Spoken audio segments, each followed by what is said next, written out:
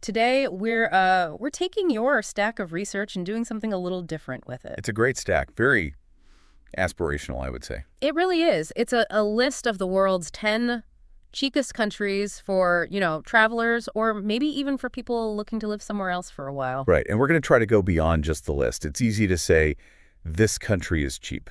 We want to ask why. Right. Why are they cheap? What are the actual levers you can pull, financially speaking? What makes them tick? That's the mission. Exactly. I mean, you can find these kinds of lists all over the place, but they usually stop at the price tag. A meal costs X dollars. Right. Our sources here, they give us some really concrete data points. The cost of a specific meal, a price for a hotel room. So our job is to unpack that. What's the economic framework that even allows for those prices to exist? We're hunting for the mechanism of the savings, not just the number at the end. Precisely. And we really want this deep dive to be a kind of strategic shortcut for you, the listener. Maybe you're planning a long trip, or you're thinking about working remotely from somewhere new. Or you're just curious about how global economies work on a micro level. Exactly. We need to get past this vague idea of, oh, it's a low-cost country. We need to get specific. How much time, how much experience can $1 actually buy you in, say, Vietnam versus India? And what are the trade-offs? I mean, a $5 hotel room. Yeah. That sounds amazing, but it also raises questions, right? It absolutely does. What does that imply? We'll get into that. We'll analyze how things like, low production costs, a really strong local market, maybe even government subsidies, how all that creates a kind of economic equalizer. An equalizer that makes these incredible cultural and natural experiences accessible to more people. That's the idea. And we'll break down this list by grouping the countries. We're going to start with a region that it completely dominates the list. The Asian Budget Corridor. The Asian Budget Corridor. This is where you find the most consistent and I would say the most radical savings. This whole area seems to be defined by just extremely low costs for the absolute essentials. We're talking food, local transport. The things you spend money on every single day without fail. Okay, so let's unpack this list and see where the real strategic savings are. We're starting at the bottom of the top 10, so rank 10. Kicking off the countdown at number 10, we land in Vietnam, and the source material paints a beautiful picture right away. It talks about the geography. You've got tall mountains, these iconic green rice fields, and then these incredibly busy, energetic cities. A lot of diversity, but what puts it on this list, what makes it one of the cheapest places in the world, comes down to one thing more than anything else. Sustenance. It has mastered the art of minimizing the daily cost of just eating. And the data point they give us here is so specific, and it tells you everything you need to know. They talk about the traditional noodle soup, pho. The national dish. The national dish. And the cost is just $2 or $3? $2 or $3 US. And when we talk about a financial anchor for a budget, that's it. That is the foundation for your entire day, financially. It really is. You know for a fact that you can get a hot, filling, nutritious meal for $3. That changes everything. It completely reframes your budget. Let's do some quick math. You could, conservatively, eat 3 full, satisfying local meals a day for maybe $9? Let's say 10 to be safe. $10 for all your food for the day. Let's really put that in context for a minute. That's not just cheap. No. In most Western cities, $10 might get you a fancy coffee and maybe a pastry. Or, a sad little sandwich from a chain. Forget about prepared meals. $10 a day is $70 a week. $280, $300 a month on food. For many people, that doesn't even cover a week's worth of groceries to cook at home. And here we're talking about eating out for every meal. This low cost it eliminates the single biggest point of friction in any travel budget. It shifts your whole mindset from, how can I afford to eat, to what experience can I afford to have next? And you have to ask, how is that price sustained? It's not magic. Yeah. It's often because of incredibly efficient local sourcing. The core ingredients for pho rice noodles, fresh herbs, broth, are produced and distributed hyperlocally. So there isn't a long, expensive supply chain. Exactly. And the market structure itself is just wildly competitive. You have thousands upon thousands of these little street food stalls and family-run shops. They all operate on a model of high volume and, frankly, very low profit margins per bowl. Which keeps the price floor incredibly low for everyone, whether you're a local heading to work or a traveler exploring the city. Right. And the sources also point out that it's not just food. Transport is another key factor. Yeah, they mention buses and motorbikes are, quote, very cheap. And that's critical in a country like Vietnam. It's long and thin. You have Hanoi way up in the north, Ho Chi Minh City all the way down in the south. And all those rice fields and mountains you mentioned in between. Exactly. If you couldn't move between those places affordably, the cheap food wouldn't matter as much. You'd be stuck in one spot. So cheap transport unlocks the country for budget exploration. So the whole experience is described as easy on the budget because you're not getting hit with high costs for the two things you do every day, eat and move. Vietnam really sets the standard. It combines this incredibly high cultural and geographical value with just maximized daily purchasing power. A fantastic start at number 10. All right, moving up one spot to rank 9, we're shifting next door to Cambodia. And here the focus changes a bit. Cambodia is defined by its immense history. I mean, it's famously home to Angkor Wat. One of the wonders of the world, a Yeah. true bucket list destination for so many people. Absolutely. But its place on this list, what secures its rank, is a factor that is, I would argue, even more staggering than Vietnam's food prices. Okay, I'm intrigued. It's the cost of shelter. Shelter, accommodation. Yes. And here's the data point that Yeah. it really makes you stop and reread it. The source material states that a small hotel room can cost only $5 per night. $5. $5 near a globally iconic, world-famous tourist destination. That's almost unbelievable. That figure needs some serious analysis. It really does. It's probably the most dramatic data point we have in this entire list when it comes to a fixed cost. Just think about the strategic implications of that for a second. For someone planning a long trip, it's a total game changer. Lodging is usually the single biggest expense. It can be, 30–40% of your budget? Easily. Yeah. But if you can get that down to $5 a night, that's $150 a month. You've essentially just erased that massive financial barrier to entry for long-term travel. But, okay, let's be critical for a moment. A $5 room near Angkor Wat. Does the source material give any caveats? What are the trade-offs? I immediately picture something very, very basic. And that's the essential question to ask. You're right to be skeptical. The reality implied by a price like that is that this is the absolute price floor. Okay. You're likely looking at a very simple, fan-cooled room in a local guest house. It might be a little bit off the main tourist drag in Siem Reap, maybe in a higher density local neighborhood. So not the Ritz. Not the Ritz, no. But the crucial thing is that this price exists. It's real and it's accessible. And the reason it can exist is because the local economy supports it. You have low property taxes, cheap utilities, and critically, very low operational labor costs. So even if you decided, okay, $5 is a bit too basic for me, and you decide to upgrade. Right, say you double your budget to $10 a night, or even triple it to $15 for air conditioning and maybe a private bathroom. You're still operating at a financial advantage that is it's exponential compared to global norms. Completely. This extreme reduction in your main fixed cost allows you to redirect all those savings. You can put it towards the entrance pass for the Angkor Wat temple complex, which isn't cheap, or you could hire a guide. Or you can simply stay for months instead of weeks. That's the real power of it. And we should note, the source does confirm that street food and local markets are also very affordable. So it follows that Asian budget corridor trend. But the accommodation is the headline here. In Cambodia, the accommodation advantage is the defining economic story. It's this mechanism that delivers access to this immense, globally significant piece of human history. Angkor Wat. While the core cost of just having a safe place to sleep is minimized to an almost trivial amount, it's maximum cultural return for minimal financial investment. All right, sliding into rank 8, we get to India. And the description here is perfect. A big and colorful country. You're talking about a place with just staggering diversity. So many languages, foods, festivals. The sheer scale is almost hard to comprehend. Yeah. And yet it makes it onto this list. It remains deeply structurally affordable. And to understand why, we have to look at how it takes the affordability we saw in Vietnam and pushes it even further. It really does. India introduces us to a concept we could call the sub-dollar economy for daily essentials. It demonstrates just maximum purchasing power density. Okay, what do you mean by that? Well, Vietnam set a really low bar with a $2 or $3 main meal. India often goes even lower for the staples that get you through the day. And the source gives us specific examples again. It does. A samosa or a cup of chai tea, the price, less than $1. Less than $1. For a hot filling snack like a samosa or a cup of hot sweet chai. Right. And at that price point, the whole concept of a marginal expense almost disappears.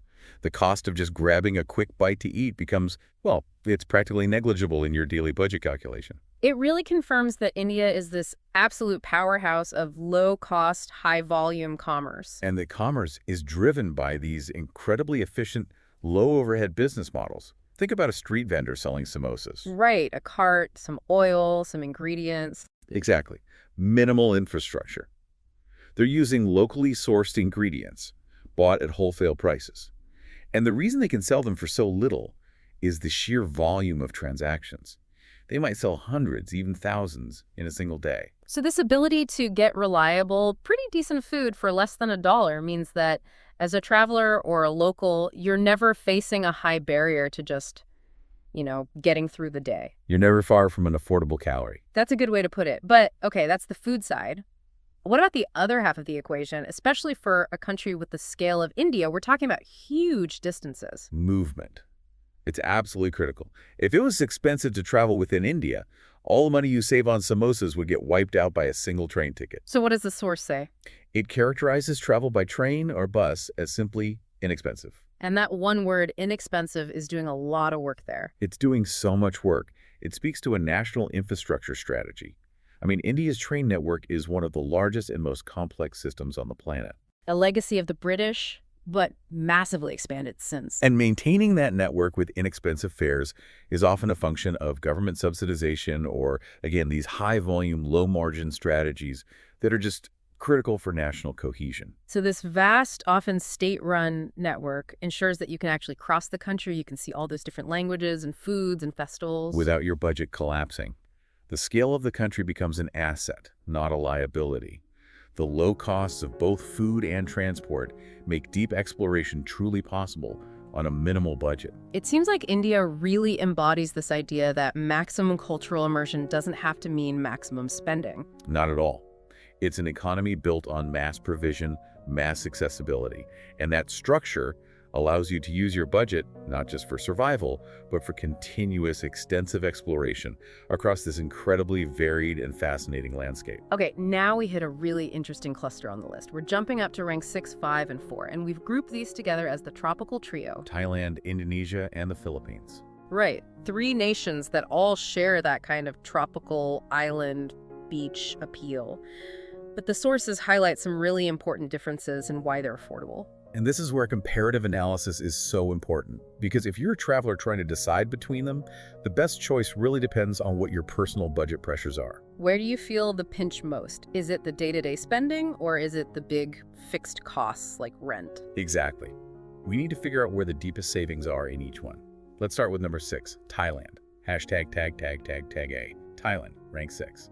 Thailand is, it's probably the most famous, most recognizable tourist destination on this entire list. It's known for everything. Beautiful beaches, tropical islands, huge, vibrant cities like Bangkok. It really covers all the bases. You've got adventure, nature, culture, and, as the sources emphasize, incredibly tasty food. And when it comes to the budget, Thailand's strength, according to our sources, is right back in that same category as Vietnam and India. It is. It's that extreme, low-cost baseline for daily variable expenses. The source states that a meal of noodles or rice can cost only $1. A $1 meal, that's the benchmark. That's the gold standard for efficiency. It really is. If you can get a hot, filling staple meal for a single dollar, you have essentially minimized the most frequent recurring cost of being alive. The street food culture there is just legendary. It's not some niche thing. It's a core part of the culture and the economy. And it's more than just cheap food. It's a fully integrated, reliable food distribution system. The sheer number of vendors, the ubiquity of them, ensures that prices stay competitive and the quality stays high. So as a traveler, you can be pretty confident that no matter where you are, in the middle of Bangkok, on a beach in Phuket, near a temple in Chiang Mai, a clean, satisfying, delicious meal is readily available for $1 or $2. And that efficiency just frees up so much of your budget capacity. All that money can then go to other things. Like internal travel, which the sources also say is cheap, buses, local transit. Or specific experiences. Diving courses, island hopping tours, visiting national parks. Thailand's $1 meal is the foundation that makes all of that other adventure accessible. Hashtag tag B, Indonesia, rank 5. Okay, so from Thailand, we move to number 5, Indonesia. another archipelago described as being made of many islands. And of course, Bali is the one that's globally famous, the big tourist magnet. Right. But here, the sources shift the budget focus a little bit. It's less about the $1 meal and more about the cost of, well, of settling in. That's a great way to put it. What stands out for Indonesia in our sources is its ability to support a low overall cost of living, with a specific emphasis on renting. This is a huge pivot. The sources specifically mention you can rent a motorbike or even a small house for a low price. And that's a crucial difference, especially for anyone thinking beyond a 2-week vacation. We're talking about long-term residents, digital nomads, people looking to stay for a few months. So while the food is still cheap, the source says local food and small restaurants are affordable.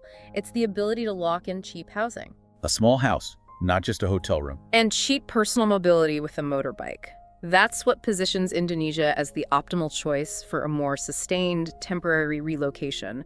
You're minimizing your biggest fixed costs. Exactly. When you can rent a small house for, let's say, a few hundred US dollars a month, that's a model that appeals to someone looking to establish a home base. And the motorbike is key.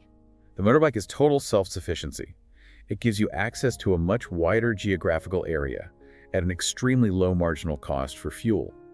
It makes exploring a place like Bali, with all its hidden temples and beaches and rice paddies, highly accessible over a long period. Okay, so that's a really clear distinction. If your number one priority is minimizing your daily food bill, Thailand might be the leader. With its $1 meals, yes. But if your priority is setting up a low-cost, long-term home base, Indonesia seems to offer the superior financial structure because of the housing and transport rentals. That's the analysis, yes. Yes. Hashtag Philippines rank 4. And that brings us to the final member of our trio at rank 4, the Philippines. Another massive archipelago, known for its thousands of stunning islands, super friendly people, and that incredibly clear water you see in all the pictures. But the central budget challenge here has to be logistical, right? That's the word. The Philippines is made up of over 7,000 islands. In a place like that, logistics, just getting from A to B, can be a massive budget killer. So what do the sources say? They mention a low cost of living and cheap, fresh food, which is great. But what about the island issue? They address it directly. The source highlights, most importantly, cheap travel between islands. And that is the specific component we have to isolate here. That's the key. It is. In so many other archipelagos around the world, the cost of ferries or small internal flights can just drain your resources so quickly. The fact that our source defines inter-island travel in the Philippines as cheap suggests a very deliberate economic effort. To maintain affordability within their national transport framework. Yes. To keep the country connected for its own citizens, which then has this massive benefit for travelers, it means you can actually experience the diversity of the Philippines. You're not stuck on one island because you can't afford the ferry to the next one. It turns what could be a geographical challenge into a budgetary advantage. Okay, so let's synthesize this whole tropical cluster. Let's do it. Thailand gives you the absolute price floor on your daily variable food costs, the $1 meal. Indonesia gives you exceptional value on your big fixed costs, the long-term house and motorbike rental. And the Philippines gives you affordable logistical access across a vast, complex geography. It minimizes the barrier of regional movement. It's fascinating. You have 3 neighboring tropical nations, and each one offers a very specific, high-impact, low-cost component that caters to a different travel priority. Do you want to eat cheaply, rent cheaply, or move cheaply? The Asian budget corridor has a nuanced solution for whatever your budget priority is. All right, let's shift gears a bit. We're now going to look at 2 countries that are defined by really distinct, high-impact geography and culture. They prove that this budget travel model isn't just confined to one region. And we're jumping back up the list for a moment to rank 7, which offers a completely different flavor, a North American one, Mexico. This one holds a really unique strategic position on the list. You're getting immense cultural value, beaches, tacos, music. All the things it's famous for. It's described as full of culture, colors, and fun activities. And it has this proximity to the United States and Canada, but it maintains its spot in the top 10 for affordability. And the key to Mexico's position is its ability to deliver that rich, vibrant experience while keeping the fixed costs for travelers and residents very low. The sources point specifically to housing again. They do. Renting an apartment or staying in a small hotel is, quote, very cheap.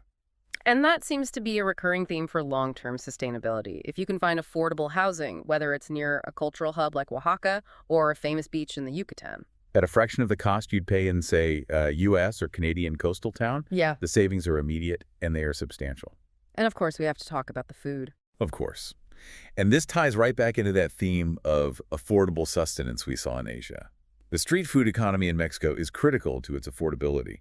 The source mentions tacos and quesadillas. Described as delicious and affordable. And this culinary efficiency is built on the same principles. Low labor costs, high-quality, locally sourced ingredients, corn, chilies, avocados, and regional specialties that create this incredible diversity. So just like in Asia, you're getting very high cultural value, the music, the colors, the authentic food, without paying a premium for the basic necessities of shelter and food. It acts as an economic equalizer, especially for people coming from North America who are looking for a rich cultural experience without the long flight to Asia. It's that blend of convenience and cost-effectiveness. It's an ideal option for travelers wanting to save money while still enjoying these beautiful, varied places. It proves that North America, as a broader region, still has these pockets of extreme affordability well outside that deep Asian corridor we started in. Okay, now for a pretty dramatic geographical leap. We're jumping all the way to rank 3, and we're arriving in Nepal. A country that is defined, more than anything, by its colossal mountains. Home to the Himalayas. And, of course, the big one, Mount Everest, the tallest mountain in the world. And this entry, frankly, is the most counterintuitive on the entire list. Yeah. It just seems like it shouldn't be here. Why do you say that? Well, we are talking about access to arguably the most globally recognized, high-value, extreme natural destination on Earth, the Everest region. Okay, I see your point. You'd expect that to come with a premium price tag. A huge one. Yeah. And yet, the country maintains a ranking among the top 3 cheapest in the world. It just begs the question, how on earth do you reconcile world-class peak adventure with extreme affordability? So what's the mechanism? What do the sources say? The sources confirm the mechanism is that despite the world-class status of its geography, the basics, food and hotels, especially in the trekking regions, are very cheap. So the local economy and the infrastructure that supports all that adventure tourism, it's remained remarkably affordable. It has, and this affordability is primarily sustained by what's known as the tea house economy along the trekking routes. Tea houses, so these aren't like Hilton hotels on the way up to base camp. Not at all. These are simple, locally built, family-run guest houses. They provide basic, clean accommodation and hearty, simple meals. The classic is dal, pot lentil soup, and rice. All you can eat, usually. All you can eat, which is what you need when you're trekking for 8 hours a day. The operational costs for these tea houses are inherently low. They use local labor, local building materials, and they rely on high volume during the peak trekking seasons. So this budget structure, this tea house system, is what ensures that access to these incredible places like trekking towards Everest Base Camp or visiting the ancient temples in the Kathmandu Valley isn't restricted by crazy prices for food and a place to sleep. Exactly. The primary cost for a traveler in Nepal often isn't the day-to-day living. It's the other stuff. The trekking permits, hiring a guide or a porter, your own personal gear. So if we connect this to the bigger picture, Nepal proves something amazing. It proves that access to world-class, globally significant natural wonders doesn't have to come with a world-class budget for your daily needs. it sort of democratizes adventure. That's the perfect word for it. It democratizes high-altitude adventure by integrating these low-cost, high-efficiency local support systems right into the tourist experience. It's perfect for nature lovers who want that huge, high-impact adventure on a really efficient budget. Okay, we are now approaching the very top of the list. And as we do, we shift, again, moving away from Asia and North America. We're going to examine 2 countries that are true global outliers, and their affordability is largely defined by how they compare to their immediate neighbors. At rank 2, we find ourselves in Morocco. Located in North Africa, offering a profoundly unique cultural and geographical blend. You've got deserts, you've got mountains, and you have those famous, vibrant, colorful markets, the souks. And what's so interesting about Morocco is that the budget factor seems to support engagement with both sides of its appeal. You have the natural diversity, the Atlas Mountains, the edge of the Sahara Desert. And then you have the commercial and cultural heart of the country, which are those markets. The souks in cities like Marrakesh or Fez are major cultural attractions in their own right. They're an experience in and of themselves. And the cost factors make this whole blend accessible. They do. Hotels and guest houses are cheap. And in particular, the traditional riads, these guest houses built around an internal courtyard right in the heart of the old cities, the Medinas, are highly cost-effective. And what about the markets themselves? Critically, the sources confirm you can buy souvenirs and local food for very little money. And that focus on the markets is essential. The low cost of local goods suggests a highly competitive, completely decentralized commercial system. Bargaining is a standard part of the transaction, and the sheer volume of vendors and foot traffic sustains low prices for everything from textiles and leather goods to spices. And most importantly for a budget traveler, the street food. Things like tagines or kebabs from a market stall. Right. Morocco really stands out as this great country where you can explore history, nature, and this incredible culture without high financial barriers. It's a true nexus of African, Arab, and Mediterranean influences. And its affordability means that the core immersive experience getting lost in the souks, which is the heart of Moroccan life, isn't financially exclusive. The low-cost, high-value experience makes Morocco the budget champion for the African continent on our list. And now we have arrived. The top of the list, rank 1. The cheapest country in the world to live or travel in, according to our sources. And the winner is Bulgaria. Located firmly in Europe. And that fact alone is a powerful statement. It's a huge outlier. It is the definitive outlier. And its #1 position is based almost entirely on a single concept: comparative economic advantage. Okay, unpack that. The source says it explicitly. Bulgaria is very cheap compared to other European countries. That phrase is the key differentiator. It's the whole story. We have to introduce the idea of regional price disparity here. So let's elaborate on that. The general perception of Europe for most travelers is that it's an expensive continent. A very high-cost continent. Yeah. So when we're talking about affordability in Europe, we're measuring it against a very high baseline. The Eurozone, the UK, Scandinavia. So if Bulgaria can dramatically undercut that baseline, it becomes an incredibly strategic destination for a certain kind of traveler. Precisely. Bulgaria operates within the same general geographic and, political sphere as high-cost Western and Northern Europe. But its internal economy creates a radically different price structure. We can think about this through the lens of something called purchasing power parity, or PPP. Right, so it's not just about the absolute price. It's not. A meal in Bulgaria might be numerically more expensive than that $1 meal in Thailand. But the relative buying power you have, especially when measured against its European neighbors, is what makes it the budget champion of the continent. And the cost breakdown in the source confirms this. Food, hotels, and transport do not cost a lot. Which means the core budget pressures that define travel in, say, France or Italy or Germany, the high cost of accommodation, the expensive train fares, those are just dramatically reduced in Bulgaria. But are you sacrificing the European experience? Not according to the sources. It says Bulgaria offers the full package. You've got beautiful mountains for skiing and hiking. You have beaches on the Black Sea coast. You have friendly historic cities like Sofia and Plovdiv, deep history, good food. So it provides all that cultural and geographical diversity, but at a fraction of the continental cost. Which appeals directly to that budget-conscious traveler who wants a high-density European experience without the massive financial hit they'd take further west. So its rank 1 status isn't just about being cheap in a global vacuum, which it is. It's about serving this unique niche. It's the perfect entry point. It's the budget gateway to Europe, confirming that affordability can be found everywhere, even in the most expensive regions of the world, if you just know where to look. Hashtag synthesis and takeaways. Okay, so now we've gone on this whole global journey.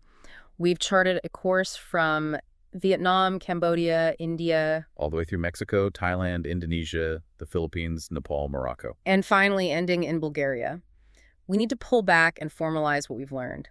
What are the dominant patterns that define success for a budget travel destination based only on the data our sources gave us? I think there are 3 clear overarching patterns. Let's start with the most obvious one, the one that came up again and again and again. If we look at the costs, sub-dollar snack, $2 meals, $1 noodles, the pattern is, it's crystal clear. Absolutely. The universal #1 budget factor across almost all 10 nations is the dominance of a highly efficient local food economy. It's the food. It's the food. Affordable, reliable meals are the single greatest cost-saving component.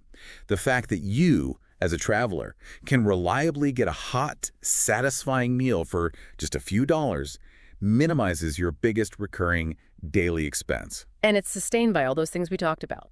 local sourcing, minimal overhead for vendors, and this intense, high-volume competition. It allows you to stretch your budget almost indefinitely. That's pattern one. Now, pattern number two addresses the problem of access. How do you actually see these diverse, sometimes geographically tricky places? Right, we saw this in the Himalayas with Nepal and across the thousands of islands in the Philippines. Correct. So pattern number two is the affordability of logistical cost barriers. Getting around is cheap. Getting around is cheap. Whether the source pointed to subsidized state railways like in India, cheap motorbike rentals in Indonesia, inter-island ferries in the Philippines, or just inexpensive buses in Vietnam, internal travel is consistently low cost. And that's so important, because if it was expensive to move around, all the money you saved on food would be gone. It would completely negate the savings.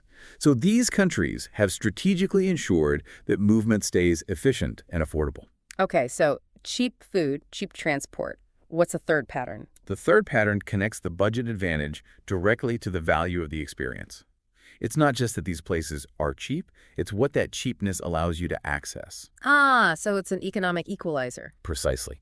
Pattern number three is high-value cultural and natural access. The low-cost structure of these local economies means travelers can budget for experiences, not just for survival. We saw how the $5 hotel room makes Angkor Wat accessible. And how the cheap tea houses enable Himalayan trekking. And how the economic anomaly of Bulgaria gives you budget access to European history and its coastline. The low cost of daily life acts as an economic key, unlocking world-class heritage for everyone, regardless of their starting budget. And that really is the core benefit for you, the listener. The key piece of knowledge here is that mastering budget travel is less about just finding a cheap place. It's more about identifying where the local economy has strategically minimized the friction points that define high-cost living elsewhere. The cost of food, the cost of shelter, and the cost of movement.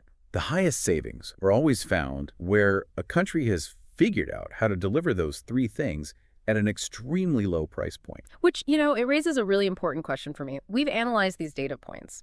The $1 meal, the $5 room, the European anomaly. These low prices suggest a kind of structural resilience. That's a good way to put it. So in a world where prices seem to be rising everywhere, how do these specific nations, even as they get more popular, manage to maintain that price integrity? How do they stop inflation from just wiping out the very budget advantage that makes them so attractive? #tag outro. What an incredible tour of global affordability. Yeah. We've really charted a course from the high-density street food stalls of Southeast Asia. All the way across the sheer scale of India to the surprising and affordable Black Sea beaches of Bulgaria. And it was all guided by real, tangible economic data points. The sources gave us 10 very distinct places, and each one offers this specialized blend of culture, nature, and some kind of extreme budget benefit. And we've really seen that your perfect budget destination. It's defined by which specific cost factor matters most to you and your travel style. It's about duration? Is it about navigating geographical complexity? Or is it about gaining access to an otherwise high-cost region? As we wrap up this deep dive, I do want to leave you with a final provocative thought to mull over. We've talked about this incredible variety of high-impact geography that's available on a budget. You could be conquering the highest peaks in Nepal, or navigating thousands of islands in the Philippines, or exploring the ancient markets of Morocco. A huge range of experiences. So my question for you is this. If you had to prioritize one single financial advantage that we discussed today, be it the $5 accommodation or the sub-dollar street food or the European price disparity, which specific structural mechanism would you choose to leverage to maximize your next great adventure? It's a great question to ponder. Would you rather completely eliminate the daily variable cost of food so you can focus on staying for a really long time? Or would you accept slightly higher food costs in exchange for that immense logistical advantage of being the budget gateway to a high-cost region like Europe? Your choice really does dictate your destiny on a budget. It does indeed. Thank you so much for joining us for this intensive deep dive into the 10 cheapest countries on the planet. We hope this knowledge helps accelerate and strategically inform your next global endeavor.